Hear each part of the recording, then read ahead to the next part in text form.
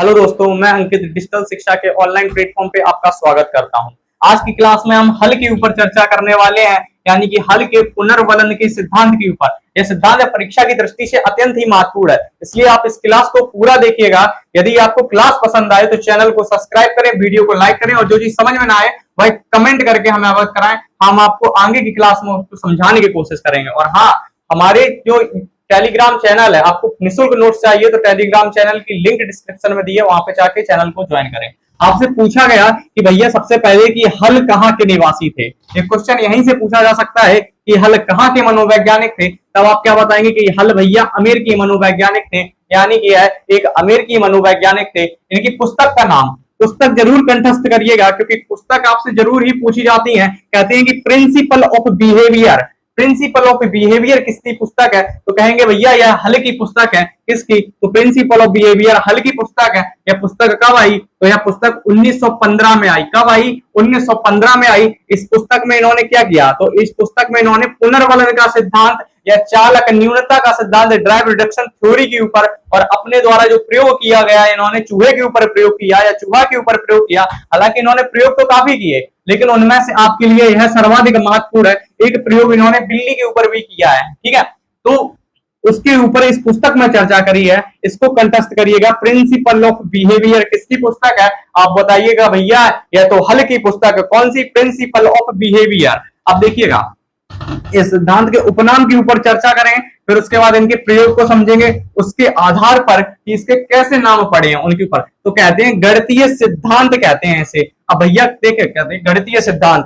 आपसे क्वेश्चन पूछा जाता है कि वह कौन सा सिद्धांत है जिसमें प्रेमों का प्रयोग किया गया, तो कहते हैं हल ने अपने सिद्धांत में 17 सिद्ध और 133 प्रेमियों का प्रयोग किया है, इसलिए सिद्धांत को हम गणितीय सिद्धांत कहते हैं। अगर आपसे यहाँ पे क्वेश्चन पूछा जाए कि देखिएगा, अगर आपसे यहां से क्वेश्चन पूछा जाए कि कितनी 17 सिद्ध और 133 प्रमेयों का प्रयोग किसने किया, तो कहते हैं हल ने अपने सिद्धांत में 133 और 17 सिद्ध प्रमेयों का प्रयोग किया, इसलिए इसे क्या कहते हैं? तो गणितीय सिद्धांत कहते हैं। अब देखिए यहाँ पे चालक न्यूनीकरण क्या कहते हैं? अगला आपसे पूछा गया चालक न्यूनीकरण का सिद्धांत।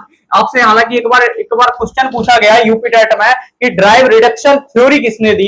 आप बताएंगे भैया क्या? कि पुनर्वलन, यानी कि पुनर्वलन का सिद्धांत या ड्राइव रिडक्शन थ्योरी देने वाले हल होते हैं। कौन होते हैं? तो भैया हल होते हैं ड्राइव रिडक्शन थ्योरी देने वाले, ठीक है। याद रखिएगा, इंग्लिश में नाम है ड्राइव रिडक्शन थ्योरी। यहां से हिंदी का नाम एक बार भूल जाए, इंग्लिश का पूछा गया है तो जाहिर सी बात है दोबारा भी पूछा जा सकता है आपसे, तो याद रखिएगा ड्राइव रिडक्शन थ्योरी हल ने दी है। अब कैसे दिया है इसको आगे जब हम यह प्रयोग इनके उदाहरण के माध्यम से समझेंगे तब देखेंगे कि इसका यह नाम कैसे पड़ा है, ठीक है। आवश्यकता अवकलन का सिद्धांत किसने दिया? अब देखिएगा, इन्होंने आपसे अगर एक क्वेश्चन यहीं से बनता है कि भैया आपसे पूछा जाए कि हल ने अपने प्रयोग में सबसे महत्वपूर्ण किसे माना है, तो इन्होंने माना आवश्यकता को। इन्होंने क्या कहा? आवश्यकता को माना। इन्होंने कहा कि मनुष्य अधिगम तभी कर सकता है जब उसके अंदर कोई आवश्यकता को जन्म हो, ठीक है। आवश्यकता, अब भैया अपनी आवश्यकताओं की पूर्ति के लिए आप कोई ना कोई कार्य करेंगे, उस कार्य को इन्होंने क्या कहा? यहाँ पे अवकलन कहा है, अवकलन। तो उस कार्य को यहाँ पे अवकलन कहा है, यानी कि आवश्यकता अवकलन का सिद्धांत। याद रखिएगा क्या? आवश्यकता अवकलन का सिद्धांत। आगे नाम दिया अंतर्नोद का सिद्धांत। कंठस्थ करिएगा, कंठस्थ करने वाली चीज है अंतर्नोद का सिद्धांत, सबलीकरण का सिद्धांत और प्रबलन का सिद्धांत। ये चीज ऐसे देखिएगा कि जहां पे हल है वहां पे बल है, ठीक है। बल है तो हल है। यहां से देखिए बल, सबलीकरण से बल निकाला, यहां से भी बल है, यानी कि आपसे सिद्धांत की अगर बात करें तो ही हल लगाइएगा। अगर पुनर्वलन के सिद्धांत की बात करें तो ही हल लगाइएगा। अगर आपसे क्वेश्चन पूछा गया कि पुनर्वलन पर सर्वाधिक जोर किसने दिया, तब आप क्या बताएंगे? आप बताएंगे भैया जो पुनर्वलन पे सर्वाधिक जोर दिया है वह स्किनर के द्वारा दिया गया। किसने दिया? तो बताएंगे स्किनर ने पुनर्वलन पर सर्वाधिक जोर दिया है। जबकि पुनर्वलन का सिद्धांत किसने दिया? आप बताएंगे भैया कि पुनर्वलन का सिद्धांत तो हल ने दिया है, ठीक है। हल ने दिया। क्वेश्चन यहां से बनता है कि पुनर्वलन क्या है, ये समझते हैं तो पूरी कहानी ही खत्म हो जाएगी। तो आइए क्वेश्चन आपसे पूछा गया रीट में एक बार कि पुनर्वलन क्या है। ऑप्शन में ऑप्शन दिए गए थे, तो आइए समझते हैं कि पुनर्वलन क्या है। रीट में पूछा गया है, ठीक है। कि देखिएगा, आवश्यकता की पूर्ति के लिए बार बार दोहराई जाने वाली, कहते हैं आवश्यकता की पूर्ति के लिए बार बार जो अनुक्रिया दोहराई गई वही पुनर्वलन है। तो डोलार्ड और मिलर, आपने नाम सुना होगा, इनके सहपाठी थे हल्के सहपाठी थे डोलार्ड एवं मिलर। उन्होंने एक लड़की के ऊपर प्रयोग किया और उन्होंने वह प्रयोग किस लिए किया कि पुनर्वलन को सिद्ध करने के लिए उन्होंने प्रयोग किया। ठीक है, और आपसे अगर पूछा जाए, एक और क्वेश्चन यहीं पे बनता है, पुनर्वलन का सिद्धांत किसने दिया? अगर ऑप्शन में आपके पास हल नहीं है, अगर ऑप्शन में आपके पास डोलार्ड और मिलर हैं, तो आप डोलार्ड और मिलर के ही ऊपर लगाएंगे, क्योंकि दूसरा प्रयोग यानी कि पुनर्वलन के ऊपर डोलार्ड और मिलर ने किया है। इनके सिद्धांत को समझते हैं कैसे, देखिएगा। इन्होंने क्या किया अपने प्रयोग में, डोलार्ड और मिलर ने यहाँ पे एक किताब रखी, किताब एक कमरा था, उसमें किताबें रखी, किताबों के अंदर एक टॉफी को छुपाया और उस लड़की को कहा, लड़की को हालांकि अत्यंत ही टॉफी पसंद थी, उससे कहा कि अगर तुम्हें पुरस्कार चाहिए तो उसके अंदर टॉफी है, जाके ढूंढ लो। जब भैया ढूंढ लो, तो लड़की ने क्या किया, लड़की गई, लड़की ने ढूंढी, तो पहली बार तो लड़की को काफी समय लगा। जब यह अनुक्रिया बार बार दोहराई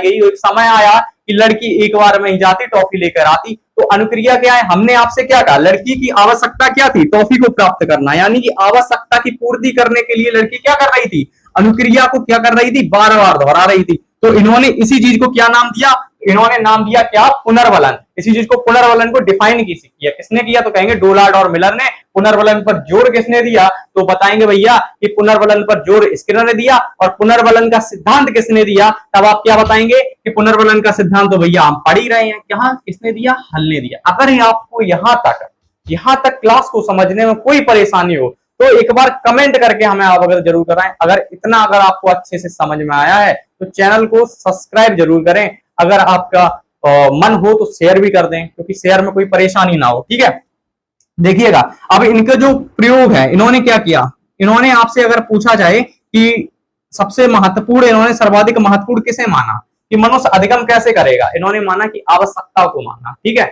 आवश्यकता को सर्वाधिक महत्वपूर्ण माना। और एक और बात कही कि मनुष्य जड़त्व के नियम पर या जड़त्व के सिद्धांत पर कार्य करता है। अब ये बात इन्होंने कैसे कही, उस बात को समझते हैं, क्योंकि जब हम समझ के पढ़ेंगे तो हमारे कॉन्सेप्ट क्लियर होंगे। ठीक है, कहते हैं कि इन्होंने क्या किया, हल ने कहा कि मनुष्य जड़त्व के सिद्धांत पर कार्य करता है। कैसे करता है, जैसे ये कोई मनुष्य है, सोचिएगा ये मनुष्य, इसके अंदर क्या हुआ, भूख आई, इसके अंदर भूख जागृत हुई। अब भूख को शांत करने के लिए जाहिर सी बात है हमें भोजन की आवश्यकता है। ठीक है, किसकी, तो भोजन की आवश्यकता होगी, किसको शांत करने के लिए, भूख को। अब भैया आवश्यकता तो हमें भोजन की है, जब हमारी आवश्यकता ही पूर्ति ना हो, जब हमारे अंदर की आवश्यकता की ही पूर्ति ना हो, तो जन्म क्या लेगा, तो कहेंगे भैया तनाव जन्म लेगा। अब भैया हमारे अंदर तो दो, एक तो हमें तनाव को भी शांत करना है।